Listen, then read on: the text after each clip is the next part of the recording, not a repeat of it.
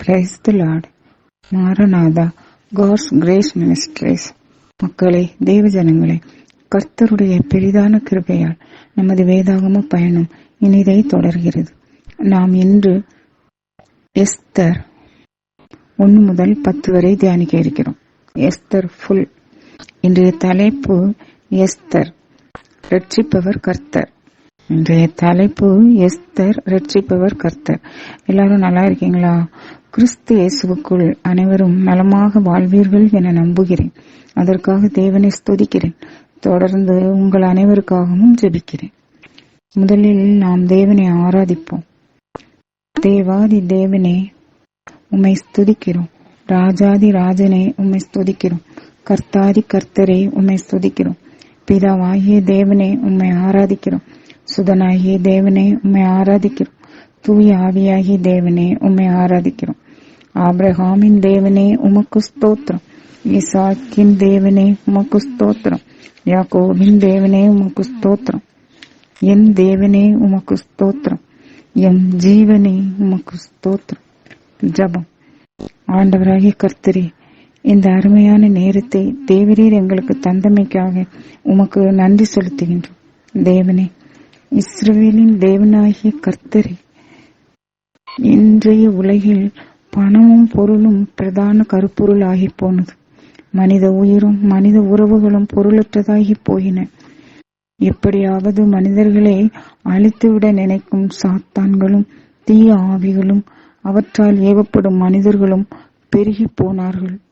அதனால் உலக மக்களும் அழிவை நோக்கி, உலக போர் எப்போது வருமோ, கொள்ளை நோய் எப்போது வருமோ என்ற பயத்தோடு மக்கள். கர்த்தாவே, பசி, பஞ்சம், பட்டினி, போர், பட்டினி சாவு, நிலநடுக்கம், பூகம்பம், அழிவுகள் இவை வரத்தான் செய்யும் என்று கர்த்தாவே தேவரீர் எங்களுக்கு எச்சரித்து உள்ளீர். அதனால் விழித்திருந்து ஜெபியுங்கள் என்று உரைத்தீர். கர்த்தாவே, எங்களில் அநேக மக்கள் ஜெபிக்க முடியாமல், ஜெபிக்க தெரியாமல், ஜெபிக்க நேரம் இல்லாமல் அவசர கதியில் ஓடிக்கொண்டிருக்கிறோம். எல்லோருக்கும் நல்ல ஜெபிக்க ஆர்வத்தை தாரும். கர்த்தாவே, ஜெப ஆவியை பலமாக ஊற்றும். ஆண்டவராகிய கர்த்தரே, நாங்கள் இந்த தேவ வார்த்தையை கவனமுடன் கேட்டு விசுவசித்து அதன்படி வாழ கிருபை செய்தருளும். ஆண்டவராகிய கர்த்தரே, கிருபை கூர்ந்தருளும். வார்த்தையானவரே, வழிகாட்டும். வார்த்தையான இறைவனே, ஒளியூட்டும். தூய ஆவியானவரே, வழிநடத்தும்.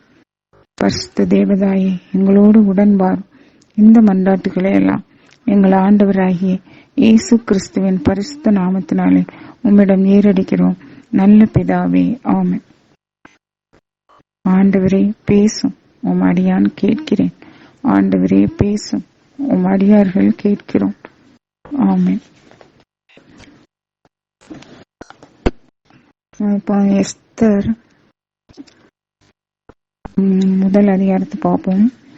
எஸ்தர் அரசி வந்து அந்த எஸ்தர் அதிகாரத்தில் முதல்ல மன்னர் அகஸ்வேர், அவர் வந்து இந்தியா தொடங்கி எத்தியோப்பியா வரை இருந்த 127 மாநிலங்களையும் ஆட்சி செய்தார்.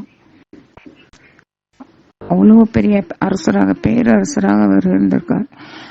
அவருடைய காலத்துல சூசான் நகரத்தை தலைநகராக கொண்டு ஆள்றாரு. இப்போ வந்து அவர் ஆள தொடங்கின 3வது ஆண்டுல அவர் வந்து தமக்கு கீழே உள்ள எல்லா அரசர்கள், குறுநில மன்னர்கள், எல்லாருக்கும் ஆளுநர்கள் எல்லாரையும் அழைத்து அவங்களுக்கு ஒரு பெரிய விருந்து ஒண்ணு அளிக்கிறார். அப்போ எல்லாரும் வந்து படைத்தளபதிகள், ஆளுநர்கள், எல்லா நாட்டிலும் உள்ள படைத்தலைவர்கள் எல்லாரும் வந்திருக்காங்க.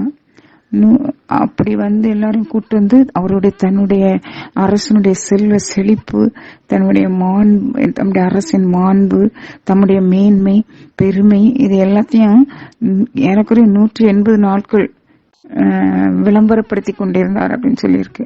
அப்படி விருந்து வைத்து இவ்வளவு செல்வ செழிப்பு இதெல்லாம் எல்லாருக்கும் தெரிவிச்சுட்டு தாம் எத்தனை பெருமைக்குரியர் அப்படின்னு அவர் வந்து விளம்பரப்படுத்திட்டு இருக்காரு அப்படின்னு சொல்லியிருக்கு. அதாவது அவ்வளவு கொண்டாடுறாங்க அது அவருடைய அரசு எவ்வளவு செல்வ செழிப்புள்ளதா இருந்ததுன்னு இப்ப சொல்லியிருக்கு பாருங்க. அதாவது தோட்ட வளாகத்துல 7 நாட்களுக்கு அவர் விருந்து வச்சாராம். சூசான் தலைநகரில் இருந்த மக்களுக்கே, சிறியோர் முதல் பெரியோர் வரை மக்கள் அனைவருக்கும் அரண்மனை தோட்ட வளாகத்துல 7 நாட்கள் வரை விருந்து அடிச்சிருக்காரு. அங்கேயே என்னவெல்லாம் இருந்து பாருங்க. வெண்ணிற நீல நிற தொங்கு திரைகள், அப்புறம் வெள்ளி தண்டுகளிலும் வெண்ணிற பளிங்கு தூண்கள், அங்கேயும் மென் துகிலால் கருஞ்சிவப்பு பட்டாலும் அந்த தூண்கள் இணைக்கப்பட்டிருக்கு. மென் துகில்கள், கருஞ்சிவப்பு பட்டு, அதெல்லாம் வெண் நீலக்கற்கள், டைல்ஸ், பளிங்கு, முத்துக்கள், விலைமதிப்பற்ற கற்கள் ஆகியவை பதிக்கப்பட்ட பல வண்ண ஓட்டுத்தளம். அந்த தளத்தின் மீது பொன் வெள்ளி இலைகள் வைத்த மஞ்சங்கள் இருந்தன. அந்த தளத்துல பொன் வெள்ளி, நம்ம இங்க பெஞ்சி சோபா அதெல்லாம் போடுறோம்னா அது மாதிரி அங்க நிறைய மஞ்சங்கள் இருந்தது. அப்ப எல்லாருக்கும் அந்த ரொம்ப கிராண்டா அப்படி ஏன்னா திராட்சை மது வழங்கப்பட்டிருக்கு, எல்லாம் விருந்து வழங்கப்படுது. அவங்க அரசுல இந்த திராட்சை ரசம் குடிப்பது விருந்துல அது சர்வசாதாரணம். அது அவங்க வழக்கம். அப்படியே அவங்க எல்லாரும் சிறப்பா கொண்டாடிட்டு இருக்காங்க. அதே மாதிரி அந்த அரசருடைய அரசி வஸ்தி, அவளும் அகஸ்வேருடைய அந்த அரண்மனையில் உள்ள பெண்கள் தோழிகள் எல்லாரையும் கூப்பிட்டு அவளுடைய அரண்மனையில அவ இருக்கிற இடத்துல அவ எல்லாருக்கும் விருந்து வைக்கிறான். இப்படி எல்லாரும் சந்தோஷமா கொண்டாடிட்டு இருக்கிறப்போ ஒரு நாள் இந்த எல்லாரும் திராட்சை மதுவை நல்லா குடிச்சு எல்லாம் அப்படி மனம் பூரித்து இருக்கிறாங்க. 7வது நாள் அப்ப அந்த அகஸ்வேர் அரசர் என்ன செய்யறாரு, அந்த அன்னகர்கள் தம் முன்னாடி வேலை செஞ்சுட்டு இருக்கிற அந்த அன்னகர்களை கூப்பிடுறாரு. கூப்பிட்டு என்ன சொல்றாரு அப்படின்னு சொன்னா, பேரழகியான அரசி வஸ்தியை எழிலே மக்களும் தலைவர்களும் எல்லாரும் காணணும் அப்படின்ட்டு அவளை அரச மகுடம் சூட்டப்பட்டவளாக சர்வ அலங்காரத்தோட இங்க அரண்மனைக்கு இங்க அழைச்சிட்டு வா, இந்த அவைக்கு அழைச்சிட்டு வா அப்படின்னு தம்முன் அழைத்து வரும்படி கட்டளையிடுறாரு. கேட்டீங்களா? அவருக்கு எல்லாத்தையும் காட்டியாச்சு. அரசு செல்வம் எல்லாத்தையும் செல்வம், செல்வ செழிப்பு, திராட்சை ரசம், நம்முடைய கொழுப்பு, பொன் முத்து வைரம் வைடூரியங்கள், எல்லா செல்வ சிறப்புகள் எல்லாத்தையும் காட்டியாச்சு. மக்களுக்கு எல்லாருக்கும் விளம்பரப்படுத்தியாச்சு. இப்ப அடுத்து அவருக்கு என்னதான் யாரை காட்டன்னு போல நம்முடைய அரசியையும் முன்னாடி காட்டி எல்லாருக்கும் இந்த விளம்பரத்துல ஒண்ணு அப்படின்னு பயன்படுத்தலாம் நினைச்சிட்டாரு. இப்ப பெண்கள் தானே விளம்பரத்துக்கே முக்கிய பயன்படுத்துறோம். அப்போ அரசியை அப்படி வர சொல்றாரு. அப்போ அந்த அன்னகர்கள் போய் அந்த அரசியை கூப்பிடப்போ அவ என்ன செய்யறா, நான் அங்க வரமாட்டேன் அப்படின்னு சொல்லிடுறா. அத அந்த அங்க போய் சொல்றாங்க, அரசி வரமாட்டேன்னு சொல்லிட்டா அப்படின்ட்டு. அப்போ அவருக்கு கோபம் தலைக்கு மேல. ஏற்கனவே நல்ல திராட்சை ரசம்லாம் ஏகப்பட்டது ஊத்தி இருக்கு. இந்த நேரத்துல அவர் ரொம்ப எதிர்பார்ப்போட இருக்காரு. மனைவி வருவா, அரசி வருவா, அரச மகுடம் சூட்டப்பட்டவளாக அப்படின்னு எல்லாத்தையும் காமிக்கணும் அப்படின்னு வந்தாவா பிளான் போட்டு இருந்தாரா. இவ வரமாட்டேன்னு சொல்லிட்டாலாம், ரொம்ப இதாயிட்டா. அதனால எல்லாரையும் கூப்பிட்டு அரசி அரசுடைய கட்டளையை அவமதிச்சா. அதனால அவளுக்கு என்ன தண்டனை கொடுக்கலாம், எப்படி என்ன செய்யலாம், சட்டப்படி அவளுக்கு என்ன செய்யணும் அப்படின்ட்டு எல்லாம் அந்த அவர் ஒரு சில அறிவு நுட்பம் நுண்ணறிவு உடையவங்களை ஒரு வழக்கம் போல விசாரிப்பாரு. அதே மாதிரி அவங்கள கூப்பிட்டு என்ன செய்யலாம் அரசிக்கு அப்படின்ட்டு கேக்குறாரு. அப்போ அதுல மமுக்கான் அப்படின்னு ஒரு ஆள் சொல்றாரு, இந்த அரசி உங்களை மட்டும் அவமதிக்கல, எல்லாருமே சேர்த்து அவமதிச்சிட்டான். தலைவர் அனைவருக்கும் எதிராகவும் அனைத்து மாநில மக்களுக்கு எதிராகவும் அவ தீங்கிழிச்சிட்டா. அதனால அவள் இனிமே அந்த அரச பதவியில இருக்க தகுதி கிடையாது. உடனே நீங்க அவளை நீக்கிட்டு, அரச பதவியில இருந்து நீக்கிட்டு வேற அரசிய நீங்க தேர்ந்தெடுத்துக்கணும் அரச பதவிக்கு அப்படின்னு சொல்லலாம். ஆனா இத கேள்விப்பட்டா இப்படி அரசி அரசர் சொல்ல மதிக்கலைங்கிறத கேள்விப்பட்டா எல்லா நாட்டிலையும் எல்லா மக்களும் எல்லா வீடுகள்லயும் எல்லா அரசர்கள் வீட்லயும் எல்லா வீடுகள்லயும் இதே மாதிரிதான் நடக்கும். ஒருத்தியும் வீட்டுல உள்ள வீட்டுக்காரன் சொல்லுக்கு கேட்க மாட்டா, அரசியே அரசர் சொல்லுக்கு கேட்கலையே அப்படிங்கறத பார்த்துட்டு எல்லாரும் அதே மாதிரி யாருக்கும் யார் சொல்லியும் கேட்க மாட்டாங்க. பெண்கள் வீட்டுல உள்ளவங்க கணவருடைய சொல்ல கேட்க மாட்டாள் வேணுமே, அதனால நீங்க இப்படி செய்யுங்க அப்படின்னு ஆலோசனை கொடுக்குறான். உடனே அரசருக்கும் மொத்த எல்லாருக்கும் இது சரிதான் அப்படின்னு தோணுது. என்ன, பெண்கள் மட்டும் ஏதாவது ஒரு சின்ன தப்பு பண்ணிட்டாங்கன்னா எப்படி எல்லாரும் கூடி சேர்ந்து ஆலோசனை பண்றாங்கன்னு பாருங்க. இதேதான் ஆண்களுக்கு என்ன செஞ்சாலும் கேட்பாரு கிடையாது. அன்னையிலிருந்து இன்னைக்கு வரைக்கும் உலகம் அப்படிதான் இருக்கு. என்ன பண்றது, அதுதான் உலகம். அட்லீஸ்ட் பெண்களாவது அடங்கிய அமைதியா அமைதியா போகும், இல்லைன்னா போய் தான் ஆகணும், இல்லைன்னா எப்போதும் எல்லா இடமும் போறதான். சரி, அதனால அவளை என்ன செஞ்சாச்சு, அதே மாதிரி அவளை நீக்கியாச்சு அரச பதவியில இருந்து. நீக்கிட்டு அரசர் எல்லாருக்கும் எல்லா நாடுகளுக்கும் ஒரு மடல் வரைஞ்சு அனுப்புறாரு. அந்த எழுதிய மடல்ல என்ன குறிப்பிட்டு எழுதுறாருன்னா, ஒவ்வொரு ஆண்மகனும் தனது வீட்டில் ஆளுகை செய்ய வேண்டும் அப்படின்னு சொல்லி எழுதி அனுப்புறாரு. அதாவது வீடுகள்ல ஆம்பளைதான் ஆட்சி செய்யணும், அதிகாரம் செய்யணும், பொம்பளை அதிகாரம் செய்யக்கூடாது அப்படிங்கிற கருத்து அப்படின்னு அவர் சொல்லி எல்லாருக்கும் அனுப்புறாரு. பாருங்க, அதுக்கப்புறம் மன்னர் என்ன செய்யறாரு, மன்னருக்கு கோபம் தெரிஞ்சுட்டு எல்லாரும் போயாச்சு. அவர் தனியா யோசிச்சுட்டு இருக்கும்போது அவருக்கு தான் பண்ணது வஸ்தியையும் அவளுடைய செயலையும் யோசித்து பாக்குறாரு. அவருக்கு எதிராக என்ன சட்டம் போட்டோம் அப்படிங்கறதெல்லாம், அவளுக்கு கொடுத்த தண்டனை இதெல்லாம் யோசித்து பாக்குறாரு. அப்போ அந்த சமயத்துல அவருக்கு பணி விடை புரிந்த அந்த வேலையாட்கள் 2 பேரு அவர்கிட்ட என்ன பணியாளர் அவர்கிட்ட நோக்கி சொல்றாங்க, அரசராகி உமக்கென அழகும் திறமையும் கொண்ட அழகும் இளமையும் கொண்ட கன்னி பெண்களை நாம தேடுவோம். நம்ம அர்த்தோடைய அந்த 127 நாடுகளிலும் உள்ள அழகான இளமையான இளம்பெண்கள் அவங்களத்தையும் இங்க கூட்டு வந்துருவோம். அரண்மனை வச்சு அவங்கள பாதுகாப்போம். ஏன்னா அவர்களை அந்த புறத்துல வைத்து அன்னர்கள் பொறுப்புல ஒப்படைப்போம். அப்போ அவங்களுக்கு தேவையான எல்லா பொருட்கள், வாசனை பொருட்கள் எல்லாத்தையும் கொடுத்து அவங்கள தயார் செய்யட்டும். மன்னர் கண்கள்ல யாரு ரொம்ப இனியவளாக அவருக்கு தெரியுதோ அவங்கள தேர்ந்தெடுத்து அரச மகுடம் சுட்டி அரசியாக ஆக்கலாம் இது அப்படின்னு சொல்றாங்க. அரசருக்கு இது நல்ல ஐடியாவா தோணுது, சரின்னு சொல்றாரு. உடனே சூசான் அரண்மனை எல்லா இடமும் அதே மாதிரி தேடி இது பண்றாங்க. இங்க நம்ம சூசான் அரண்மனையில மொர்தெகாய் அப்படின்னு பெயர் கொண்ட ஒருத்தர் இருந்தார், ஒரு யூதர் இருந்தார். என்ன, பென்யமின், அந்த அவர் பெயர் மொர்தெகாய். அவர் அங்க வாயில்ல வேலை செஞ்சிட்டு இருக்காரு. வாயில் பகுதியில், அரண்மனை வாயில் பகுதியில இருந்து அந்த பாபிலோன் மன்னரால் சிறைபிடித்து கொண்டு வந்த இஸ்ரேல் மக்கள், யூத மக்கள்ல ஒருத்தர். அப்ப அவர் எஸ்தர் அப்படிங்கிற பொண்ணு, அதசா அப்படிங்கிற பெயர் கொண்ட எஸ்தர் எடுத்து வளர்த்து வந்தார். அவர் அவளுடைய சித்தப்பன் மகள், அவருக்கு சித்தப்பா மகன் சகோதரி. அந்த காலத்துல சகோதரியெல்லாம் கல்யாணம் பண்ணுவாங்க இல்லையா. அப்போ இவர் அவளை எடுத்து வளர்க்குற. அவ ரொம்ப அழகும் இளமையுமான இளம்பெண், ரொம்ப அழகானவள் அந்த எஸ்தருங்கிற பொண்ணு. அவர் எடுத்து வளர்க்குறாரு. இந்த அரசருடைய கட்டளைக்கு பிறகு இளம்பெண்கள் நிறைய பேர் அந்த சூசான் அரண்மனைக்கு ஒன்று சேர்க்கப்படுறாங்க. எஸ்தரும் அதே மாதிரி அங்க போறா.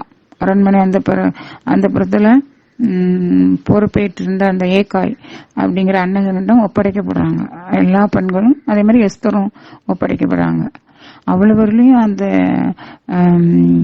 ஏகாய்ங்கிறவருக்கு இவன் எஸ்தரை பார்க்கும்போது கண்ணுக்கு இனியவளா தெரியுது. அப்போ அதனால அவருடைய கண்கள்ல அந்த தலைமை பொறுப்பாளர் அந்த அன்னகன் அவர் கண்கள்ல இவளுக்கு தயை கிடைக்குது. உடனே இவளுக்கு நல்லா என்ன பண்றாரு, நல்லா சிறப்பா இவளை கவனிக்கிறாரு. எல்லாருக்கும் என்னென்னமோ வாசனை திரைகள் இதெல்லாம் கொடுக்குற மாதிரி இவளுக்கும் கொடுக்குறாரு. இவளுக்கு என்ன சரி அழகு சாதனங்கள் இதெல்லாம் எஸ்தருக்கு தேவையான அழகு சாதனங்களை கொடுக்குறாரு. அரண்மனையில நிறைய அவளுக்கு செவிலியர் 7 பேரை அவளுக்கு பணிவிடை புரியறதுக்குன்னு கொடுக்குறாரு. அதுக்கப்புறம் எஸ்தர் அவருடைய செவிலியரையும் அந்த புறத்தில் உள்ள சிறந்த பகுதியில வச்சு அவர் பராமரிக்கிறார்.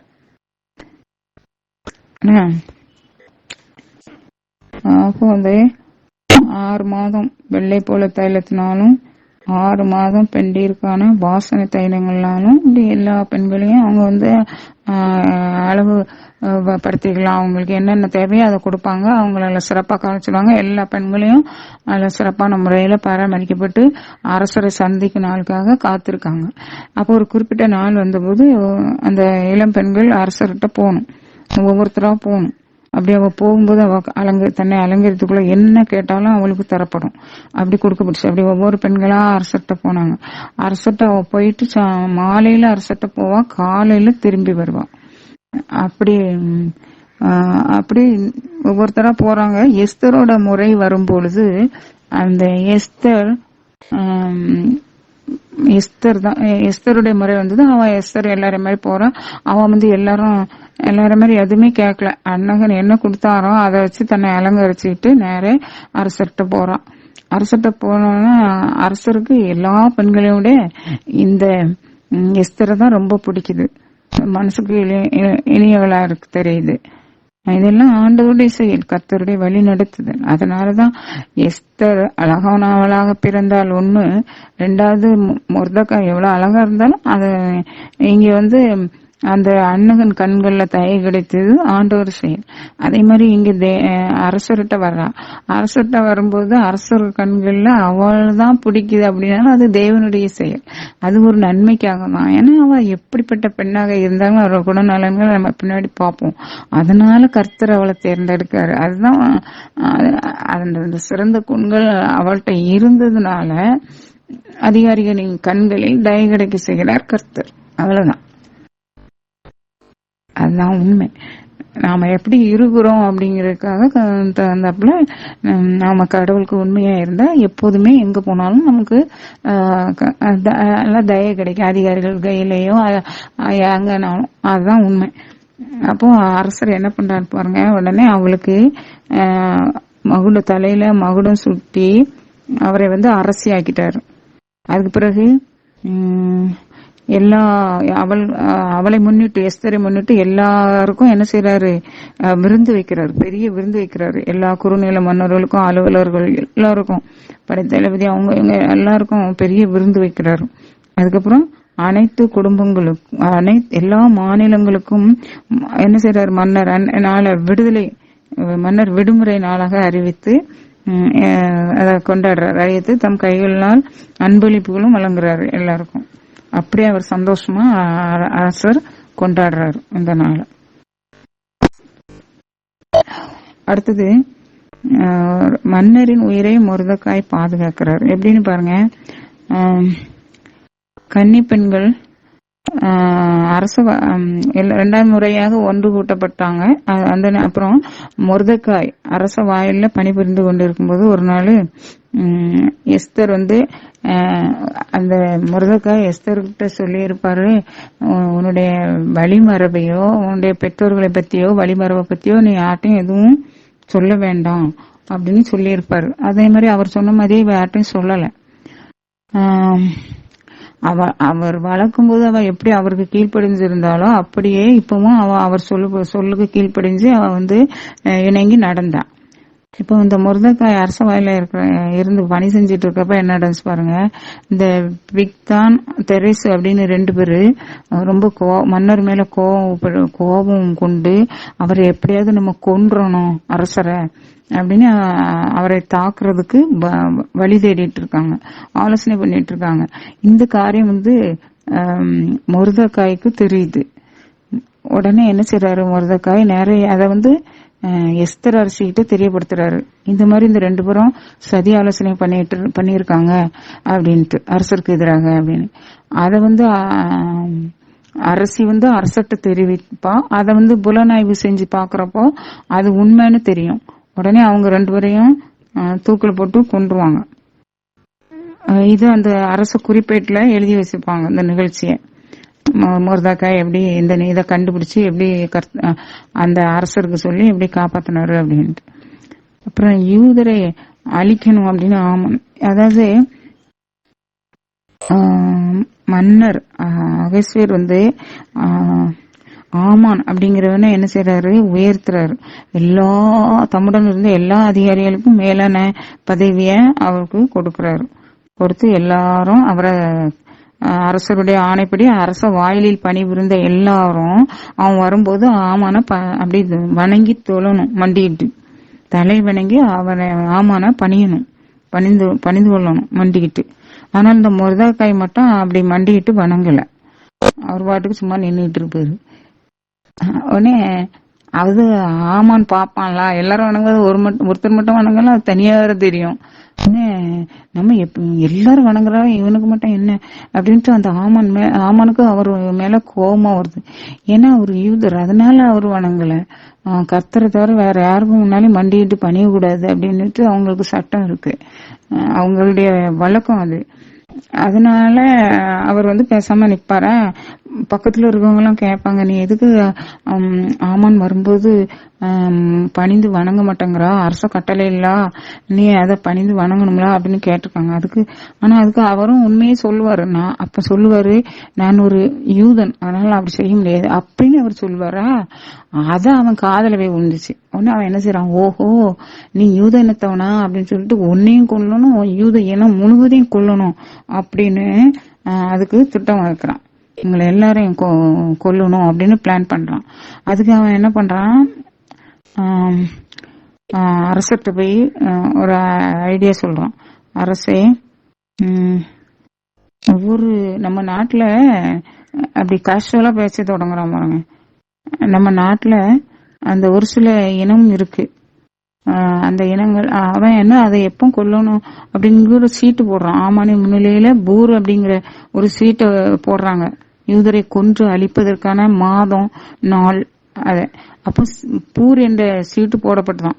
அப்போ அதார் மாதம் 12ஆம் மாதம், அதார் என்னும் 12வது மாசம், நம்மளுக்கு டிசம்பர் மாதிரி வச்சுக்கோங்களேன். அதார் என்னும் 12ஆம் மாதம் 13ஆம் நாளுக்கு சீட்டு விழுந்தது. அன்னைய தினம் அவங்களை எல்லாத்தையும் அழிக்கணும் அப்படின்னு பிளான் போட்டுட்டு வரான். அதுக்காக அகேஸ்வர் அரசர்கிட்ட வர்றான், வந்து நைஸா பேச்சு கொடுக்குறான். அப்படின்னா, அரசே, உம்முடைய ஆட்சிக்கு உட்பட்ட மாநிலங்கள்ல பல்வேறு பழக்க வழக்கங்கள் மாறுபட்ட மக்கள் சிதறி இருக்காங்க. ஒரு சிலர் ரொம்பவும் வேறுபட்டு வித்தியாசமா இருக்காங்க. அவர்கள் அரசருடைய ஆட்சியை பத்தி, அரசருடைய கட்டளைகளை பத்தி, நியமங்கள் பத்தி, அதை பத்தி எல்லாம் கவலைப்படுறதே இல்லை. மன்னர் சொல்படிலாம் அவங்க செய்யறது இல்ல. அவங்களை எவ்வாறு விட்டு வைக்கிறதுனால ஒரு பிரயோஜனம் இல்லை. இப்போதே அவங்களை அழிக்கும்படி கட்டளையிடும் அப்படி இல்ல, அப்பதான் அது நல்லது உங்க ஆட்சிக்கு. இந்த வேலையை செய்பவருக்கு கொடுக்குமாறு நான் 400 டன் வெள்ளிய நிறுத்து அரசருடைய மன்னருடைய கருவூலத்தில் சேர்ப்பேன் அப்படின்னு சொல்றோம். அரசன் சரி, ஒரு அதிகாரி இப்படி எல்லாம் ஆராய்ந்து பார்த்து சொல்லியிருக்கான்ட்டு அரசரும் சரி நீ உறுப்புப்படி செய்ய, ஏதோ வெள்ளியும் உன் கையில இருக்கு, இந்த யூதர்களும் உன் கையில, நீ உறுப்புப்படி செய்ய அப்படின்னு சொல்லிடுவாங்க. உடனடியாக எழுத்தர்கள் ரைட்டர்ஸ், இன்னும் எழுத்தர்கள்லாம் வரவழைக்கப்படுறாங்க. வரவழைக்கப்பட்டு மடலை எழுதி அங்கங்க இந்த குறிப்பிட்ட நாள்ல, அதார் மாதம் 12ஆம் மாதத்துல 3ஆம் நாள் என்று அன்னைக்கு மாதத்தின் 13ஆம் நாள், என்ன அதார் மாதம், அதாவது 12ஆம் மாதத்துல 13ஆம் நாள், ஒரே நாள்ல சிறுவர் முதல் பெரியோர் வரை, ஆண்கள் பெண்கள் எல்லாரும் உட்பட அத்தனை யூதர்களும் கொல்லப்பட்டு அழிந்து போகும்படி கட்டளை இவனுக்கு அரச கணையாளி இவர்கிட்டே இருக்கு ஆமான்ட்டே. அதனால முத்திரையிட்டு மடல்கள் வழங்கப்பட்டு எல்லாருக்கும் விரைவு அஞ்சல் மூலம் எல்லாருக்கும் பறந்துட்டும் மடல். அப்போ எல்லாருக்கும் போயிட்டு உடனே யூதர்கள் அங்கங்க போய் சேர்ந்ததுன்னு அது ஒரு சட்டமாக அறிவிக்கப்பட்டு ஒவ்வொரு மாநிலத்திலும் மக்கள் அனைவரும் அந்த நாளுக்கு ஆயத்தமாகும்படி இருக்க சொல்லி இருக்கு. ஆயத்தமா இருங்க, அன்னைக்கு தினத்துல யூதர்கள் அத்தனை பேரையும் கொன்றணும் அப்படின்ட்டு. அந்த அஞ்சல் போயிட்டு இந்த சட்டம் எல்லா சூசான் அரண்மனையிலயும் இந்த சட்டம் அறிவிக்கப்பட்டுட்டு எல்லா ஒரு பெரிய பரபரப்பா இருக்கு. இப்போ மன்னரும் ஆமானும் எங்க மது அருந்துமாறு அமர்ந்தனர். சூசான் நகரே கலங்கி போச்சு. எல்லாம் கலங்கி போய் இருக்காங்க. இவங்க மத அருந்த உட்கார்றாங்க. யாரெல்லாம்? அரசரும் ஆமான். அதாவது மற்றவர் துன்பத்துல மகிழ்ச்சி அடையிற ஜென்மங்கள், சந்தோஷமா இருக்கிறவங்களும் மனுஷர்களும் இருக்காங்க நிறைய பேர். ஏன்னா நீரோ மன்னர் பிடில் வாசித்தான் அப்படின்னு சொல்லுவாங்களே, நகரை தீபத்தி எரியும் போது அப்படிலாம் சொல்லுவாங்க. அதே மாதிரி பழமொழியே உண்டு. அதே மாதிரி மற்றவர் துன்பங்கள்ல களிப்படைந்து சிரிப்புறவங்க இருப்பாங்க உலகத்துல. அந்த மாதிரி இவங்க உட்கார்ந்துட்டாங்க. அடுத்தது, நம்மலாம் அப்படிலாம் இருக்கக்கூடாது. அரசி எஸ்தரின் உதவியை முர்தக்காய் என்ன செய்யறாரு? இந்த விஷயம் தெரிஞ்ச உடனே, இந்த நிகழ்ச்சி எல்லாத்தையும் தெரிஞ்ச உடனே முர்தக்காய் என்ன பண்றாரு? தன் ஆடையை கிழிச்சு சாக்கு உடை அணிந்து சாம்பல் பூசிக்கொண்டு வெளியே நகரின் மையத்துக்கு சென்று ஓலமிட்டு மனம் கசிந்து அழுறார். ஏன்னா சாக்கு உடை உடுத்திக்கிட்டு அரண்மனை வாயிலுக்கு யாரும் வரக்கூடாது. சாக்கு உடை உடுத்திக்கிட்டு அவருக்கு அதிகாரம், அதுக்கு யாரும் அப்படி செய்யக்கூடாது, அப்படி செஞ்சா தப்பு சொட்டப்படி அப்படின்ட்டு அவங்க வச்சிருக்காங்க. அப்போ சாம்பல் பூசி கொண்டு அதை பார்த்துட்டு இந்த எஸ்தருடைய வேலை, செவிலியர் வேலை, கண்ணகர்கள் இதெல்லாம் இவர்கிட்ட சொல்றாங்க, இந்த மாதிரி முர்தக்காய் இப்படி சொல்றாரு அப்படின்ட்டு. அப்போ எதுக்காக அவ என்ன செய்யறா? உடனே நல்ல ஆடைகள் இதெல்லாம் கொடுத்து விட்டு, எதுக்காக சாம்பல் பூசிட்டு இருக்காங்க அதை வச்சுட்டு நல்ல ஆடைகளை கொடுத்துட்டு நல்லா இருங்க அப்படின்னு சொல்லி அவ ஆடைகள் எல்லாம் கொடுத்து அனுப்புறா. ஏன்னா அப்போ அவர் என்ன சொல்றாரு? என்ன காரணம், எதுக்காக அப்படின்னு நீங்க கேட்டுட்டு வாங்க அப்படின்ட்டு சொல்றா. அப்போ ஒரு நடந்தது இவர் எல்லாத்தையும் சொல்றாரு. அந்த சூசானில் பிறப்பிக்கப்பட்ட நியமனத்தின் ஒரு நகலையும் அவர்கிட்ட எஸ்தரிடம் கொடுங்க அப்படின்னு சொல்லி கொடுத்து விடுறாரு. அப்போ மன்னரிடம் சென்று மன்றாடி என்ன செய்யணும்? அந்த மக்களுக்காக பரிந்து பேசுமாறு எஸ்தரிடம் தாம் வேண்டுவதாக போய் சொல்லுங்க அப்படின்னு சொல்லி விடுறாரு. அப்போ எஸ்தர் திரும்ப சொல்லி அதை கேட்டோடனே அவளுக்கு வருத்தமா இருக்கு. ஆனாலும் அவ சொல்றேன், சரி மன்னர் அழைத்தார், மன்னர் என்னை கூப்பிட்டு இதோட 30 நாள் ஆகுது. மன்னர் அழைத்தால் ஒழிய யாரும் மன்னர்கிட்ட போக கூடாது. மன்னர் முன்னாடி அப்படி போனா அவங்களுக்கு மரண தண்டனை தான். ஒருவேளை இறக்கப்பட்டவருடைய செங்கோலை நீட்டினா பிழைக்கலாம், இல்லைன்னா கண்டிப்பா மரண தண்டனை தான். பக்கத்துல இருக்கவங்க தூக்கிட்டு போயிருவாங்க, மரண தண்டனைக்கு எழுதிட்டு போயிருவாங்க வேலையாட்கள், அதிகாரிகள்லாம், அங்க இருக்க படை வீரர்கள் ஏமானாலும். அப்படி அவங்க சட்டம் அப்படி இருக்கு. இப்படி சூழ்நிலையில என்ன செய்ய முடியும் அப்படின்னு அவ சொல்றான். கூப்பிட்டாதான் நம்ம போக முடியும் அப்படின்ட்டு. அதுக்கு முர்தக்காய் சொல்லி அனுப்புவாரு, இந்த அரச யூதர்கள் அவ்வளவு வரையும் அவங்க கொன்று அரச மாளிகையில நீ மட்டும் பொழைச்சிருக்கலாம் அப்படின்னு நினைக்காத, நீ மட்டும் காப்பாற்றப்படுவான்னு நினைக்காத. இந்த சமயத்துல யூதர்களுக்கு உதவி உன் வழியாக இல்லைன்னா இன்னொரு வழியாக கடவுள் தருவார், அனுப்புவார். ஆனா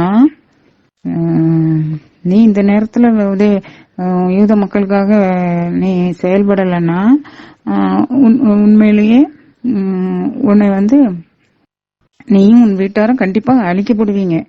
அதை மட்டும் நினைச்சுக்க, நீ மட்டும் தப்பிச்சிடலாம் அப்படின்னு நினைக்காத அப்படின்னு சொல்லி விடுவாரு. சரி, அதை கேட்டுட்டு அவ என்ன பண்ணுவா? சரி, நான் என்ன உயிரை பெருசா மதிக்காம நான் போறேன், அரசரவே பார்த்து மன்றாடுறேன். ஆனா அதுக்குள்ள ஒரு 3 நாள் நான் ஜெபிக்கிறேன், தேவன்கிட்ட உபவாசம் இருந்து ஜெபம் பண்றேன், நீங்களும் எல்லாரும் உபவாசம் இருந்து ஜெபிங்க அப்படின்னு சொல்றான். அப்படின்னு எல்லாரும் யூத மக்கள் எல்லாரும் ஒண்ணு சேர்ந்து நோன்பு இருந்து கர்த்தரை நோக்கி ஜெபித்து மன்றாடி சாக்குடை 3 நாளா போராடி ஜெபிக்கிறாங்க. இங்கே எஸ்தரும் அவளுடைய பணிப்பெண்களும் போராடி நோன்பு இருந்து, பணிப்பெண்களையும் கூட்டுக்கிட்டா, நோன்பு இருந்து ஜெபிக்கிறாங்க. நல்லா கவனிங்க, முக்கியமான பாயிண்ட் இங்க இதுதான் கவனிக்க வேண்டியது, நமக்கு தேவையான பாயிண்ட் என்ன பாருங்க. எஸ்தர் பேர் அழகி, பேர் அரசி, ஆனாலும் அவ என்ன பண்றா? சரி, நம்ம பெரிய அழகி, கடவுளே நீ வேண்டிட்டு நேரம் போய் நிக்கல அரசுட்ட 3 நாள் டைம் எடுத்துக்கிடுறா. அந்த 3 நாளும் தேவனிடம் முழங்காலிட்டு மன்றாடி போராடி ஜெபிக்கிறா. அது மட்டும் காணாது, நம்ம மட்டும் ஜெபித்தா காணாது, இன்னும் கொஞ்சம் கூட்டத்தையும் கூட்டி ஜெபிக்கணும்னு தான் யூத மக்களையும் எல்லாரும் சேர்ந்து ஜெபிக்க சொல்லுங்க. தன்னுடைய ஜெபத்தில் மட்டும் நம்பிக்கை இல்லை அவளுக்கு. தன்னுடைய இந்த இஸ்ரவேல் யூத மக்கள் இனமே சேர்ந்து அழுது கண்ணீர் விட்டு சிறியோர் பெரியவர் எல்லாரும் கதறி ஆண்டவர் நோக்கி ஜெபிங்க 3 நாளா எல்லார் சார்பாவும் நான் மட்டும் போறேன் அப்படின்னு சொல்றேன். அரசர் முன்னாடி செத்தா சாவறேன், ஆனா நம்ம கடவுள்கிட்ட அப்படி மன்றாடுவோம் அப்படி. ஆக அரசர் முன்னில தன் அவ்வளவு பெரிய ப்ராஜெக்ட் அவ செய்யறதுக்கு முன்னாடி அவ தன் மீது நம்பிக்கை கொள்ளாம, தன் அழகின் மீது நம்பிக்கை கொள்ளாம யார் மேல நம்பிக்கை வச்சிருந்தா? கர்த்தர் மேல நம்பிக்கை வச்சா. கர்த்தர்கிட்ட நம்பிக்கை வைக்க ஒரு முக்கியமான பாயிண்ட் கவனிங்க. கர்த்தர்கிட்ட நம்பிக்கை வச்சிருக்கேன், கர்த்தர் நல்லவர், நமக்கு உதவி செய்வார்னு சொல்லிட்டு நம்ம பாட்டுக்கு கம்பா கிளம்பி போக கூடாது. நாம கர்த்தர்கிட்ட தாழ்மையா முழங்காலிட்டு நம்மை தாமே தாழ்த்தி அவர்கிட்ட மன்றாடி ஜெபித்து அவர்கிட்ட வாக்குத்தத்தங்களை பெறணும், அவர்கிட்ட ஆறுதலை பெறணும், அவருடைய அருளை பெறணும். அப்புறம் நம்ம செயல்ல இறங்கணும். இந்த விஷயங்கள் யாருக்குமே தெரியறது இல்ல. எஸ்தர் பாட புத்தகம், எஸ்தர் புத்தகம் நமக்கு கற்பிக்கிற முக்கியமான பாடமே இதுதான். அத்தோட எஸ்தர் எப்படிப்பட்ட பெண்ணா இருந்தாலும் பாருங்க, அவ மண்டாட்டுல அது இருக்கு. அந்த மண்டாட்டு இந்த எஸ்தர் புக்ல இல்ல, எஸ்தர் கிரேக்கத்துல இருக்கு. அது கண்டிப்பா நான் உங்களுக்கு எஸ்தர் எப்படி மண்டாடுனா அப்படிங்கறத நான் உங்களுக்கு சொல்லியே ஆகணும். எஸ்தர் எப்படி மண்டாடுனா பாருங்க. எஸ்தர் எப்படி மண்டாடினா அப்படின்னு பார்க்கும்போதே அந்த எஸ்தருடைய குணம் நலன்கள் நமக்கு அதுல தெரிய வருது. முருதக்காயும் மண்டாடுறாரு. முருதக்காயும் இறைவனை நோக்கி மண்டாடுறாரு. அப்போ அவர் எப்படி மண்டாடுறாரு? முருதக்காய் எப்படி மண்டாடுறாரு? நிறைய பேசுறாங்க பாருங்க. என் மண்டாட்டை கேட்டவர்களும் எனது மரபுரிமை மீது இரக்கம் கொள்ளும் ஆண்டவரே, நாங்கள் உயிர் வாழ்ந்து உமது பெயரை புகழ்ந்து பாடும் பொருட்டு எங்கள் அழுகையை மகிழ்ச்சியாக மாற்றுவீர், உம்மை புகழ்ந்தேத்தும் வாயை அடைத்து விடாதீர்.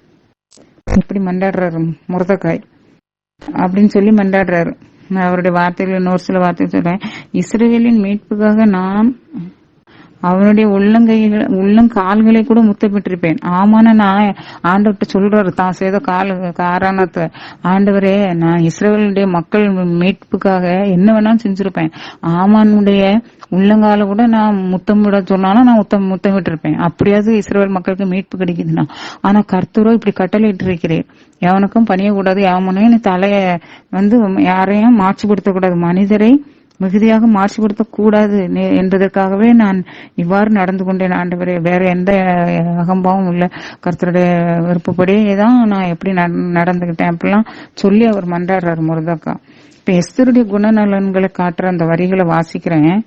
இது எஸ்தர் கிரேக்கத்துலதான் இருக்கு. அவளுடைய மண்டாட்ட விரிவா போட்டிருக்கு கிரேக்க இணைப்புல, அந்த கிரேக்கம் எஸ்தர் கிரேக்க பதிப்புல. அதை நான் உங்களுக்கு அதுல ஒரு 4 வரிகளை மட்டும் வாசிக்கிறேன். அந்த ஜெபம் எவ்வளவு அழகா ஜெபிக்கிறான்னு பாருங்க. நிறைய இருக்கு, நான் கொஞ்சம் வாசிக்கிறேன். ஆண்டவரே, ஆமானின் உணவறையில் அடியவளாகிய நான் உணவு அருந்தியதில்லை, அரச விருந்துகளை நான் சிறப்பித்ததில்லை, தெய்வங்களுக்கு படைக்கப்பட்ட திராட்சை மதுவை நான் அருந்தியதில்லை. ஆபிரகாமின் கடவுளாகிய ஆண்டவரே, அடியவளாகிய நான் இங்கு வந்த நாள் முதல் இன்று வரை உம்மிலன்றி வேறு எவரிடமும் மகிழ்ச்சி கொண்டதில்லை. எப்படி சொல்ற பாத்தீங்களா? ஒரு 127 நாடுகளுக்கு அரசி, பேரரசி எஸ்தர். அது எல்லார் கண்களிலும் அவ ரொம்ப அன்பான, அதாவது ரொம்ப அவளுக்குதான் ஓட்டு அதிகம் அங்க. அப்பேற்பட்ட செல்வாக்கு பெற்ற ஒரு பேரரசி அவ என்ன சொல்றா பாத்தீங்களா? ஆண்டவரே, உண்மையிலின்றி வேறு எவரிடமும் நான் மகிழ்ச்சி கண்டதில்லைன்னு சொல்றான். அவளுடைய குணம் அப்படி இருந்ததுனால அவளால அப்படி சாதிக்க முடிஞ்சது, அவளுடைய இனத்தை சாதிக்க முடிஞ்சது. ஏன்னா அதனால ஒரு நூலை எஸ்தர் ஆகமம் அப்படின்னு எழுதப்பட்டு அவ எல்லாருக்கும் பாடமாக பைபிள்ல வச்சிருக்கு. அதான் அதனுடைய அர்த்தம் தெரியுதா? நம்ம ஆண்டவரை தவிர மீது எல்லாத்துலயும் நிறைய அன்பு மகிழ்ச்சி வச்சிருப்போம். நிறைய பேர் அப்படி இருப்போம். நிறைய பேர் எல்லாத்துலயும் மகிழ்ச்சி வச்சிருப்போம், எல்லார்ட்டையும் மகிழ்ச்சி வச்சிருப்போம், கொஞ்சம் ஆண்டத்தையும் வச்சிருப்பாங்க. இவள் என்ன சொல்றாரு? ஒரு அரசி. ஆனா இவ என்ன சொல்றா? ஆண்டவரே, உண்மையிலின்றி வேறு எவரிடமும் மகிழ்ச்சி கொண்டதில்லை அப்படின்னு சொல்றா. ஆண்டட்ட வேண்டா. அதுக்கு பிறகு அனைத்தின் மேலும் அதிகாரம் செலுத்தும் கடவுளே, நம்பிக்கை இழந்த எங்களது குரலுக்கு செவிசாயும், தீயோரின் கைகளில் நின்று எங்களை காப்பாற்றும் அப்படின்னு சொல்லி அச்சத்தினின்று என்னை விடுவியும் அப்படின்னு சொல்லி வேண்டான்.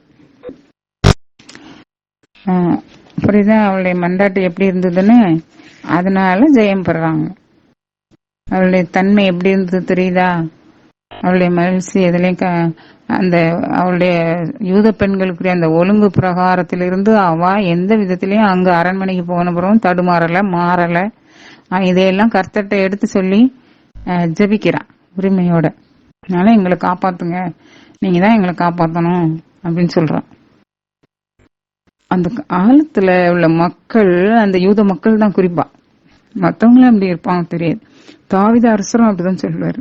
தாவீது அரசர், ஆண்டவரே, ஆண்டவரிலிருந்து வேற எங்கேயும் மகிழ்ச்சி நான் காணல, நீர் தான் என்னுடைய மகிழ்ச்சி அப்படின்னு சொல்லுவாரு.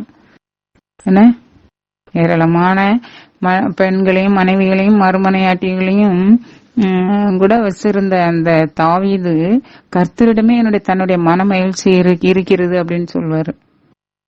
ஆண்டவரே என் ஆற்றல் அப்படின்னு சொல்லுவாரு அடிக்கடி. என்னுடைய சந்தோஷம் அவர்கிட்ட தான் இருக்கு அப்படின்னு சொல்லுவார். அதான் நல்ல பக்திமான்கள், நல்ல பக்தி வழி நடந்தவங்க அப்படிதான் பண்றாங்க. அடுத்தது எஸ்தர் அரசி 3ஆம் நாளைக்கு அடுத்த நான் என்ன செய்யறேன், 3 நாள் நல்ல பிரேயர்லாம் முடிஞ்சு அதுக்கப்புறம் அரசர்கிட்ட போனோம். அடுத்து என்ன ஆக்ஷன் எடுக்கிறான்னு பாருங்க. எஸ்தர் அரசி நல்ல நீட்டா அழகா இப்போ அந்த உடை அணிந்து, அரசிக்குரிய உடை அணிந்து, நல்ல பகட்டான உடை அணிந்து அரச மாளிகைக்கு எதிரில இருந்த உள் முற்றத்துல நிக்கிறா. அரசர் அந்த அரசவை மண்டபத்துல அரியணை மீது விட்டு இருக்கிறார். உள்முற்றத்துல நின்று அரசி எஸ்தரை அரசர் கண்டதும் என்ன அது, அவருடைய கண்கள்ல அரசி தயவு கிடைத்தது. அரசர் கண்கள்ல தயவு கிடைத்தது. அதனால அவர் என்ன செஞ்சாரு, கோபிக்கையில செங்கோலை எடுத்து நீட்டுறாரு. அரசி அதனால பொழைச்சுக்கிட்டா. அதனால எஸ்தர் அரசியே, உனக்கு என்ன வேணும், என்ன வேண்டும், உன்னுடைய வேண்டுகோள் என்ன, என் அரசியல் பாதியே ஆனாலும் அது உனக்கு அளிக்கப்படும் அப்படின்னு சொல்றாரு. அதுக்கு அவ சொல்றா, அரசரே, மன்னர் விரும்பினால் இன்று நான் வைத்திருக்கும் விருந்துக்கு தாங்கள் வரணும், நீங்களும் ஆமானும் வருகை தர வேண்டும் அப்படின்னு சொல்றான். இந்த எஸ்தர் அழைப்புக்கு இணங்கி மன்னர் ஆமானையும் விரைந்து வான்னு சொல்லி விருந்துக்கு வர்றாரு. அப்போ மன்னரும் ஆமானும் என்ன செய்யறாங்க, அப்படியே விருந்து வைக்கிறாங்க. அப்படி விருந்து அவங்க 2 பேருக்கும் விருந்து வைக்கும்போது அவங்க உண்டு மது அருந்துகையில் மன்னர் திரும்பவும் எஸ்தரை நோக்கி சொல்றாரு, உன் வேண்டுகோள் என்ன, அது எதுவானாலும் உனக்கு தரப்படும், என் அரசியல் பாதியே ஆனாலும் கொடுக்கப்படும் அப்படின்னு சொல்றாரு. அதற்கு எஸ்தர், என் விண்ணப்பமும் வேண்டுகோளும் ஒண்ணுதான், இன்னொரு நாள் நாளைக்கும் உங்க கண்கள்ல எனக்கு தயை கிடைக்கும், நாளைக்கும் நான் வைக்கிற விருந்துல நீங்க 2 பேரும் கலந்து கொள்ளணும், அப்போது நான் என்னுடைய விண்ணப்பத்தை நான் சொல்வேன் அப்படின்னு சொல்றேன். அதே மாதிரி மன்னரும் ஆமானும் நாளைக்கு வைக்கிற விருந்துலயும் வரணும் அப்படின்னு சொன்னா அது சரின்ட்டு சொல்லுவாரு. அப்போ தெரிவிப்பேன் அப்படின்னு சொல்றான். அப்போ இதுக்கடையில இங்க அரசி நமக்கு அரசி கிட்ட அரண்மனையில விருந்து சாப்பிட்டு வந்தோடனே இன்னும் ஆமானுக்கு ரொம்பவும் கொழுப்பு ரொம்ப ஏறி போச்சு.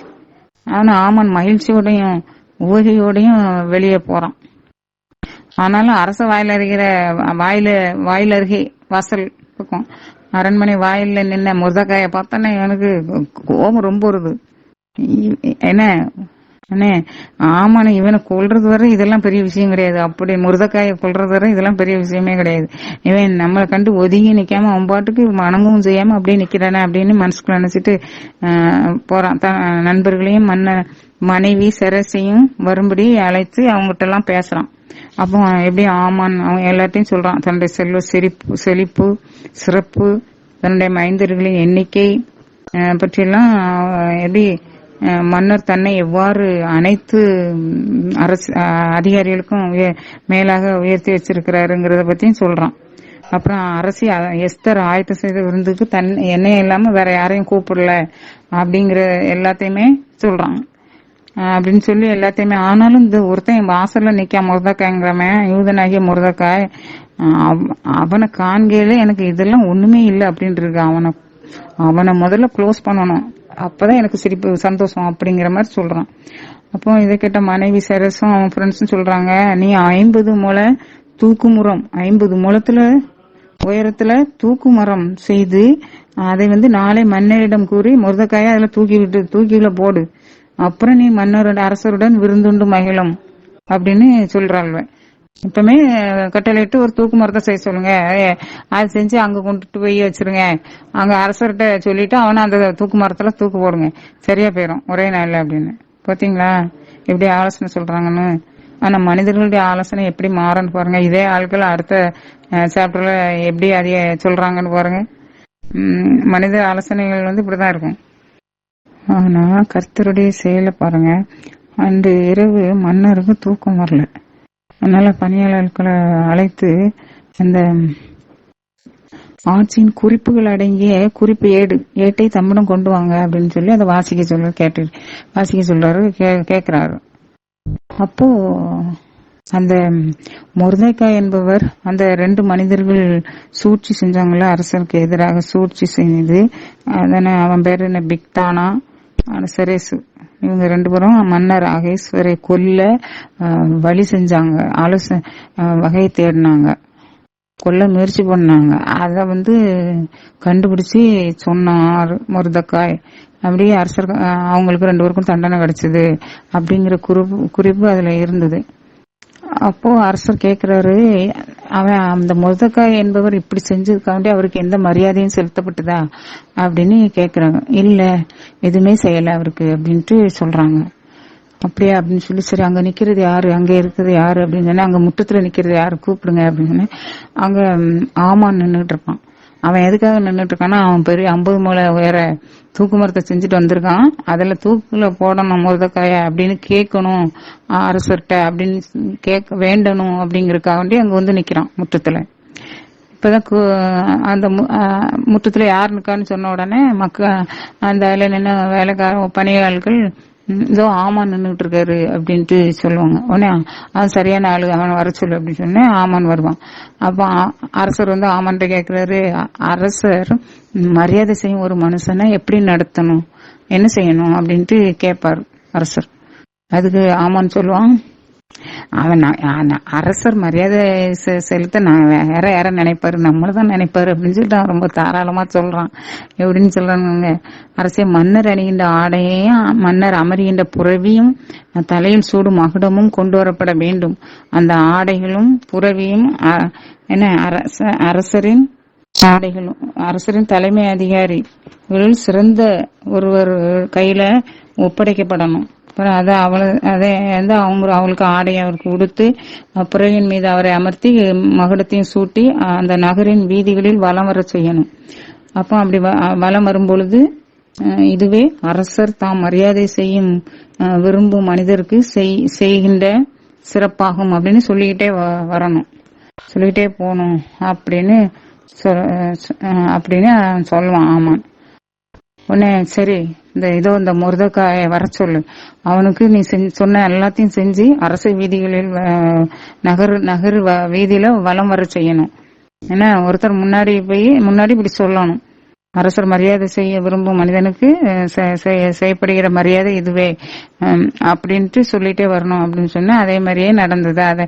இந்த ஆமான அதே முன்னிலை நின்று செஞ்சான் அந்த வேலையை.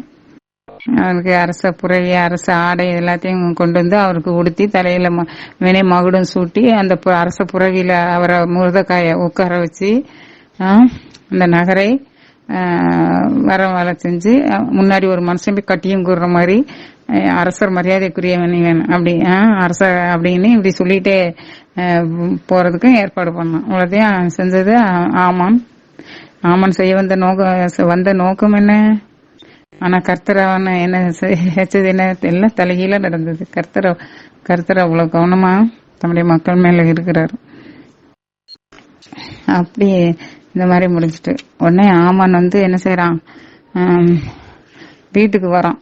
வீட்டுக்கு தலையில முக்காடு, இந்த நிகழ்ச்சி எல்லாம் முடிஞ்சோடனே தலைய மூடிட்டு முக்காடு போட்டு முகத்தையும் மூடிட்டு நேரம் வீட்டுக்கு வரான். வீட்டுக்கு மனைவி எல்லார்ட்டையும் சொல்றான், நண்பர்கள் அவங்க எல்லார்ட்டையுமே சொல்றான். இப்ப தனக்கு நடந்தது எல்லாத்தையும் சொல்றான். இப்படி நடந்துச்சு, நான் இப்படி இந்த காரியத்துக்காக இப்படி போனேன், ஆனா நான் கடைசியில இந்த மாதிரி நடந்துச்சுன்னு எல்லாத்தையும் சொன்ன உடனே அந்த நண்பர்களும் அந்த செரேசு அந்த மனைவியும் சொல்றாங்க பாருங்க. அவன் மனைவி செரேசு அன்னைக்கு ஆலோசனை சொன்னாலே அவன் இன்னைக்கு சொல்றான், யூத குலத்தினன் ஆகிய மொர்தெகாய்க்கு முன்பாக நீ வீழ்ச்சியுற தொடங்கி விட்டாய். அதனால நீ அவனை எதிர்த்து நிற்க மாட்டாய்.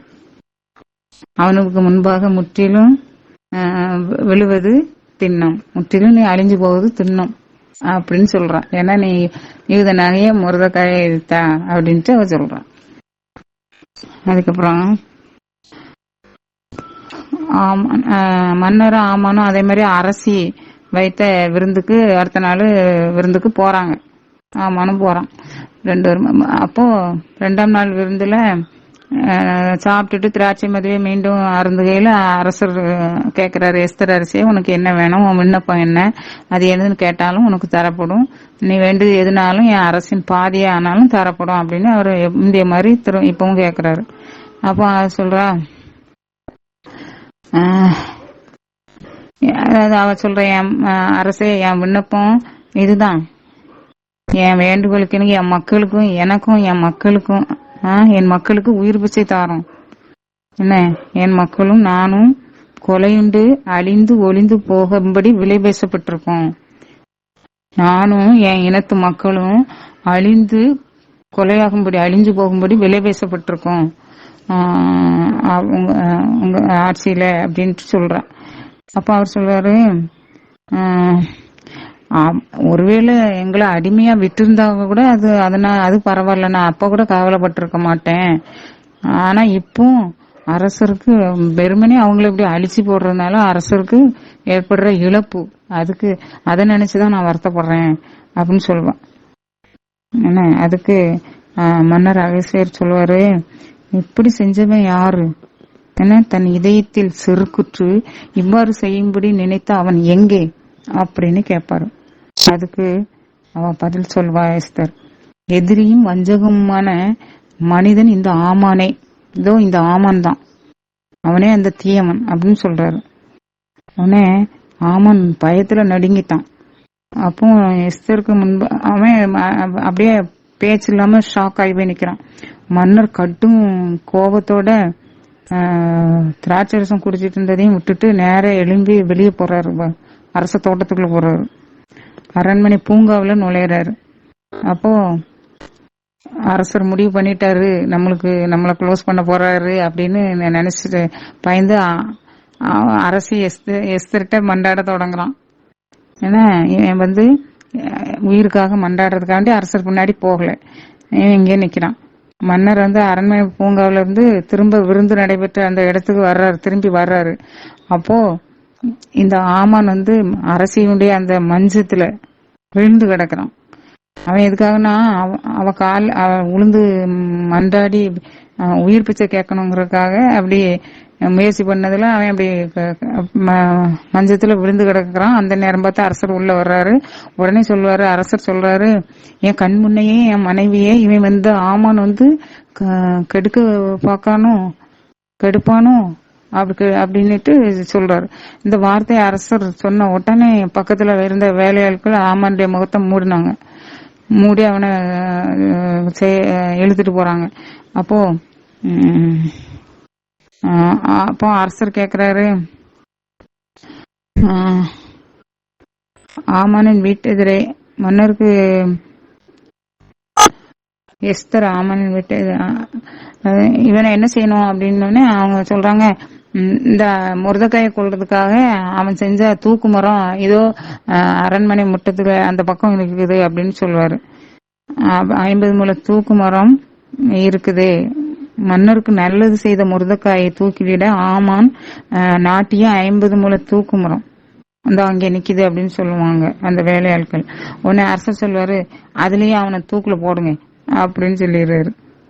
தூக்குல போட்ட பிறகு மன்னருடைய சீற்றமும் கோபமும் குறையுது, தனியுது.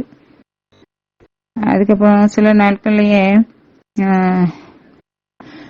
அகஸ்வேர் அரசர் அந்த ஆமானின் இல்லத்தை ஆமானுடைய வீட்டை அரசு எஸ்தருக்கு கொடுத்துருவாரு. நீ வச்சுக்கன்னு. இந்த மாதிரி ஆமானிடமிருந்து அந்த தன்னுடைய கணையாளியை அத ஆமானிடமிருந்து கலட்டப்பட்ட அந்த கணையாளியை அவர் முருதக்காய்க்கு கொடுக்குறாரு. அப்புறம் அந்த ஆமானுடைய வீட்டை நிர்வகிக்கிற பொறுப்பை முருதக்காய் ஒப்படைப்பார். யாரு, நம்ம எஸ்தர்.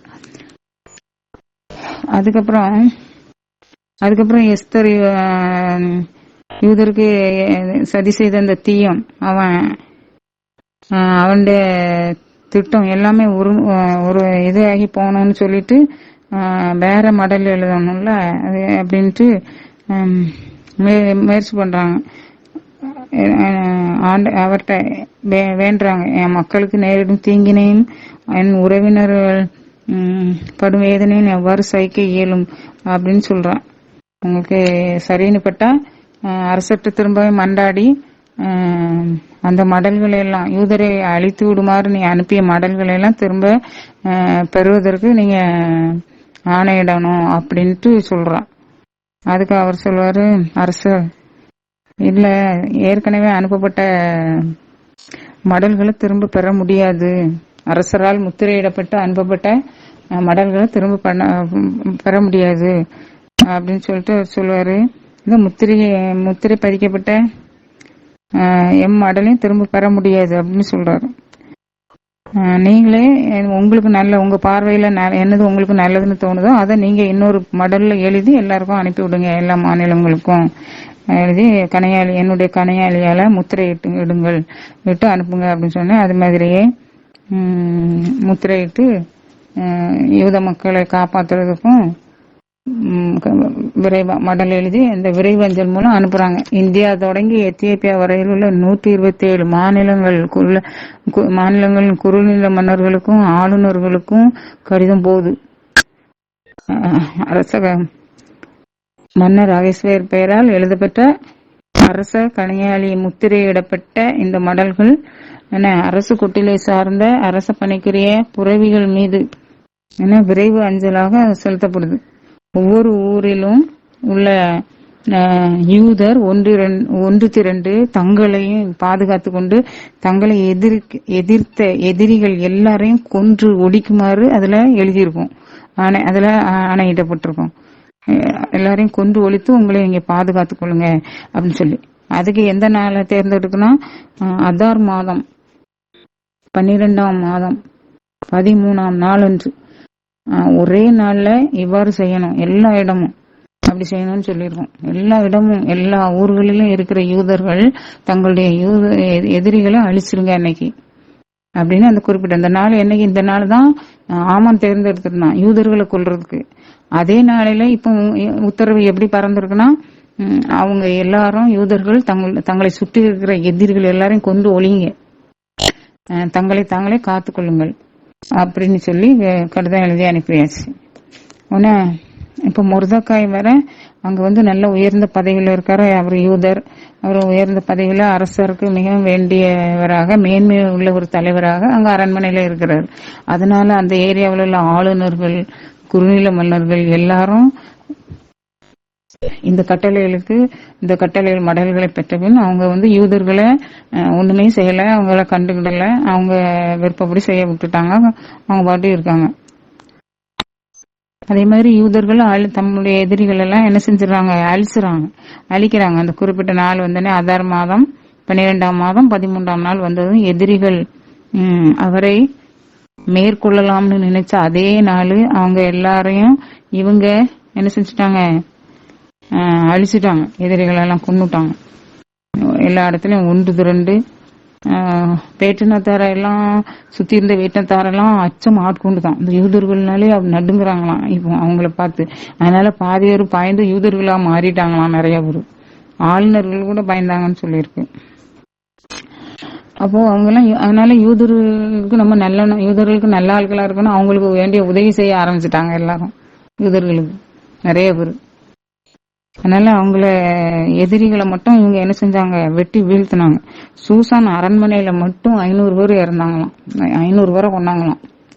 அதே மாதிரி அந்த ஆமானுடைய புதல்வர்கள் 10 பேர் அவங்களையும் கொண்டாச்சு. ஆனா அவங்களுடைய உடைமைகளை கொள்ளையடிக்கவில்லை அப்படின்னு சொல்லியிருக்கு. அது மாதிரி மற்ற மாநிலங்கள் எல்லாத்துலயுமே யூதர்கள் ஒன்று திரண்டு அப்படியே தங்களை தாமே பாதுகாத்து கொண்டு மற்றவங்க அவங்களுடைய எதிரிகள் எல்லாம் கொண்டாங்க. விடுதலை அவங்க 75,000 பேரை கொண்டாங்க மொத்தமா எல்லா மாநிலங்களிலும். ஆனா அவர்களுடைய உடைமைகளை கொள்ளையடிக்கல அப்படின்னு சொல்லியிருக்கு.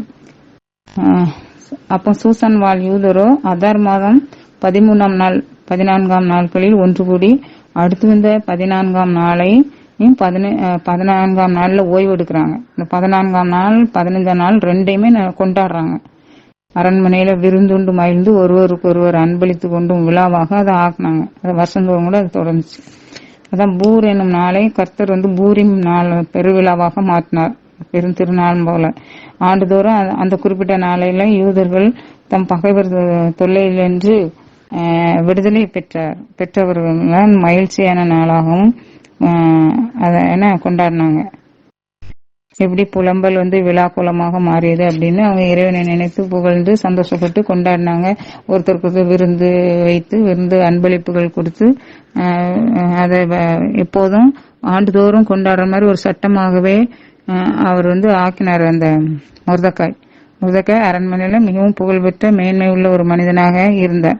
இந்நாள் வரை தலைமுறை தோறும் ஒவ்வொரு குடும்பத்திலும் ஒவ்வொரு மாநிலத்திலும் ஒவ்வொரு நகரிலும் இந்த விழா கொண்டாடப்படுது. பூரிம் அப்படிங்கிற விழாவாக கொண்டாடப்படுது. அப்புறம் அந்த முர்தக்காய் மன்னர்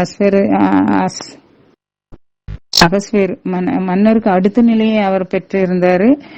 அவ்வளவுக்குள்ள மேன்மை உள்ளவராக இருந்தார். தம் சகோதரர் பலருக்கும் இனிமையானவராகவும் தம் மக்களினுடைய நன்மையை விரும்புவராகவும் தன் இனத்தார் அனைவரும் நல்வாழ்வுக்காகவும் பரிந்துரை செய்பவராகவும் அவர் வாழ்ந்தார். நல்ல நிலைமையில முருதக்காய் நல்ல செல்வ சீரும் சிறப்போடையும் அவர் வாழ்ந்தார் அரண்மனையில.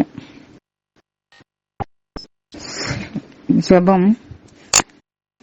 சீயோனில் குடியிருப்போரே ஆர்ப்பரித்த அக்களியுங்கள், இஸ்ரவேலின் தூயவர் உங்களிடையே சிறந்து விளங்குகின்றார். எசாயா 12:6. சீயோனில் குடியிருப்போரே ஆர்ப்பரித்த அக்களியுங்கள், இஸ்ரவேலின் தூயவர் உங்களிடையே சிறந்து விளங்குகின்றார். ஆண்டவரே, இஸ்ரவேலின் தூயவரே, நீர் இஸ்ரவேல் மக்களோடு இருந்தீர், அவர்களுக்கு துணையாய் நின்றீர். ஒருபோதும் அவர்களை கைவிட்டு விடவில்லை. அவர்கள் அடிமைகளாக சென்ற போதும் கூட தேவரீர் அவர்களோடு இருந்தீர். அவர்களுக்கு ஆதரவாகவும் இரட்சகராகவும் இருந்து அவர்களை மகிழ்ச்சிப்படுத்தின. தகப்பனே, உம் அன்புக்கு நன்றி, உம் பேரன்புக்கு நன்றி. கர்த்தாவே, ஆமான் என்ற ஒரு எளி மனிதன் இஸ்ரவேல் மக்களுக்கு எதிராக சினந்தெழுந்து அநியாயமாய் அவர்களை அழிக்க தேடிய போது, தேவனே, எஸ்தர் பேரரசியும் இஸ்ரவேல் ஜனங்களும் உம்மை நோக்கி மன்றாடினார்கள், கதறி அழுதார்கள், உபவாசித்து ஜெபித்தார்கள்.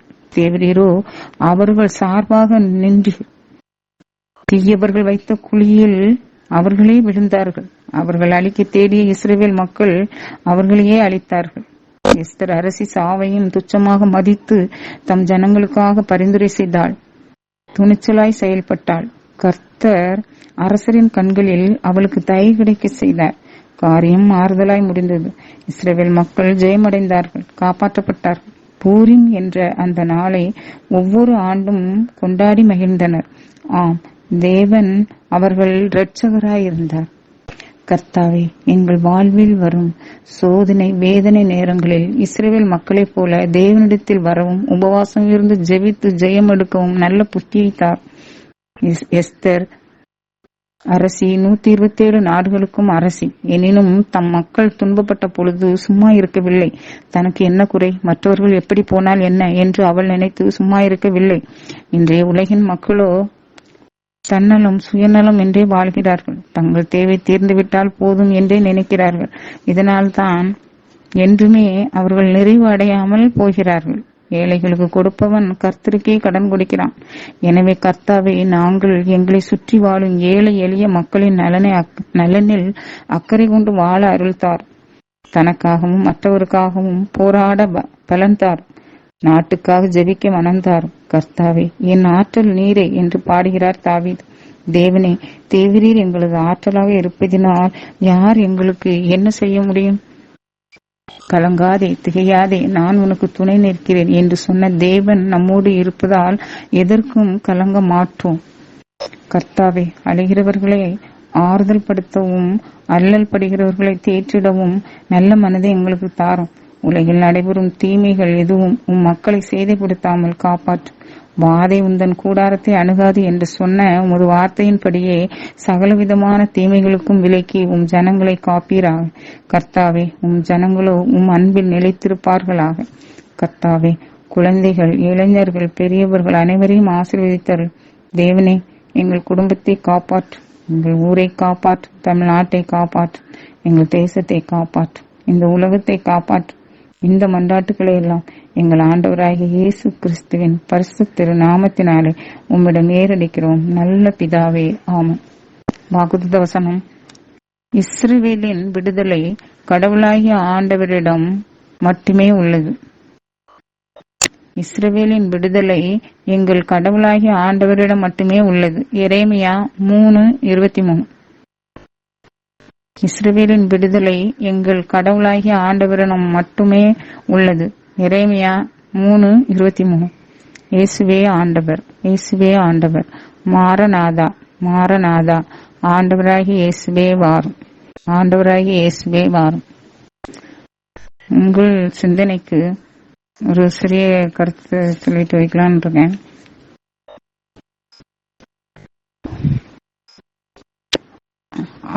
அல்லேலுயா அப்படி ஆனா அதிர்ந்துடுறாங்க நிறைய பேர். அல்லேலியாங்கிற பாடலையும் அல்லேலியா பாடுற ஆட்களையும் மக்களையும் பார்க்கும்போது நிறைய பேருக்கு ஐயோ பாம்பு பள்ளி அப்படின்னு சொல்ற மாதிரி அல்லேலியா அப்படின்னு மிரண்டுறாங்க. என்ன அதுதான் ஒரு சில வார்த்தைகள். அல்லேலுயா, அல்லேலுயா, அல்லேலுயா என்று அல்லேலுயா பாடி ஆர்ப்பரித்து அக்களித்து தேவனை துதித்து பாடி மகிழ்ந்து ஏராளமான மக்கள் கூட்டம். அதை பார்த்து அல்லேலுயா கூட்டம் என்று வெட்கத்துடன் கூறுகிறது ஒரு கூட்டம், நக்கலுடன் கூறுகிறது. கூறுவது அடுத்த மதமா, அடுத்த மத தலைவர்களா என்றால் இல்லை. நாங்கள் தான் திருச்சபை, நாங்கள் தான் புனிதர்கள் என்று கூறும் புனிதர்கள் கூட்டம் தான் இப்படி கூறுகிறது. மற்றவர்கள் அல்ல, சாத்தான்கள் அல்ல, சில கிறிஸ்தவ சபைகளும் சபை தலைவர்களும் தான்.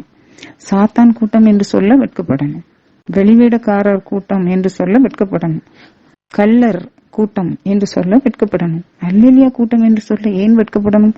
பெருமைப்படணும். மக்களே, தைரியமாக அல்லேலியா கூட்டம் நாங்கள் என்று சொல்லணும். இவர்கள் அல்லேலியா கூட்டம் என்று அவர்கள் சொல்லணும். அதான் நல்ல மனசு ரெண்டுக்கும் சபைக்கும் இருக்குன்னு அர்த்தம். கர்த்தர் தான் பெரியவர். இந்த சபையோ அந்த சபையோ அல்ல, கர்த்தரே பெரியவர்.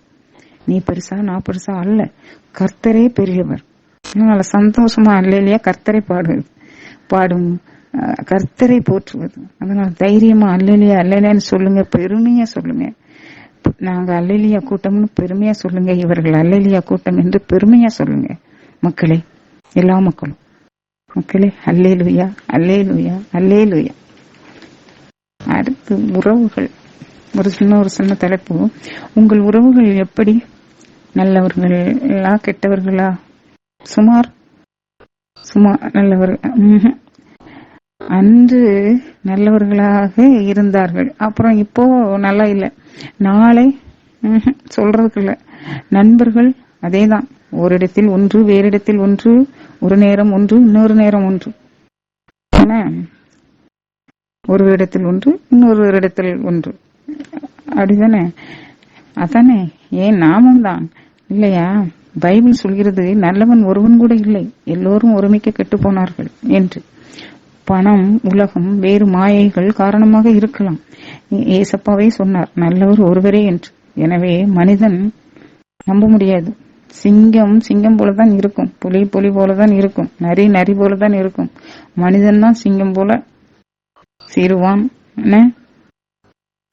புலி போல பாய்வான், நரி போல சிங்கம் போல, நரி போல, புலி போல குணத்துடன் இருப்பான். ஆனால் அது நமக்கு தெரியாது. ஏன்னா உருவம் மனிதன் போல இருக்கும்.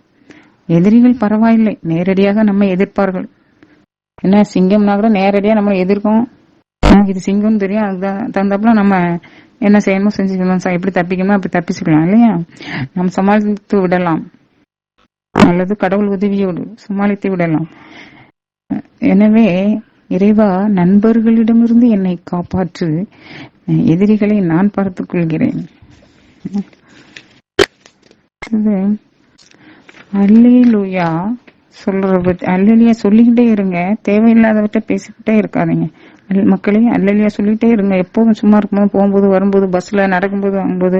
உண்மையில நானும் அப்படிதான் சொல்லுவேன். அப்போ என்னுடைய துன்பங்கள் எதுவும் என் மனதை, இதயத்தை, என் மூளையை பாதிக்கிறது இல்லை. அந்த அல்லேலூயா அதனுடைய பாதிப்பு, அதனுடைய பாசிட்டிவ் பாதிப்பு, ஏன்னா அது நம்மளை தாங்குது.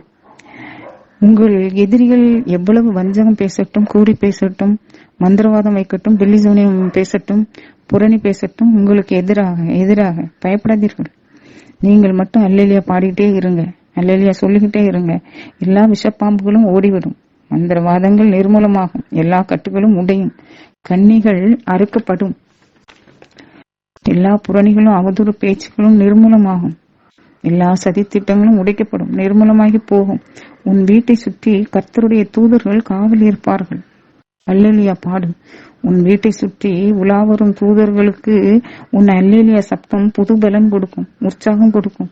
ஒரே ஒரு தூதன் அசிரியர் சேனையில் 180,000 வீரர்களை கொன்றான், தம் ஜனமாகிய இஸ்ரவேலுக்காக, கர்த்தருடைய ஜனமாகிய இஸ்ரவேலுக்காக. நீங்கள் வாசித்ததில்லையோ?